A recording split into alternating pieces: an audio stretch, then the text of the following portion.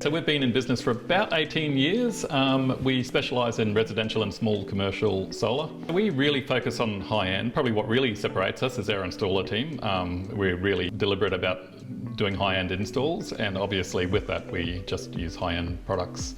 We also do a lot of testing of products to make sure that what we're using will last the test of time.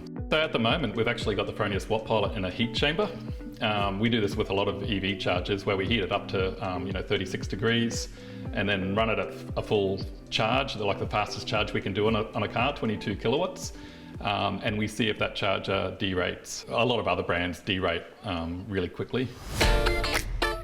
So when a customer is thinking about a solar system, it's much more important than just what brand inverter and what brand panels. You really need to know who the guys are jumping up on the roof.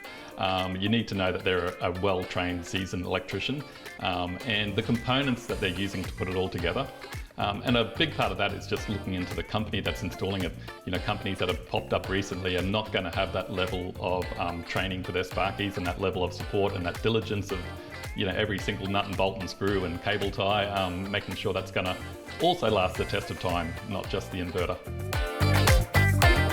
So we've been doing solar for 18 years and we've just found Fronius to be a whole lot more reliable than any other inverter. And if you're building a beautiful home like this, obviously the homeowner is going to be here for a long time. You don't want to be worrying about faulty inverters. You want an inverter that's going to last well past its warranty period without any issues.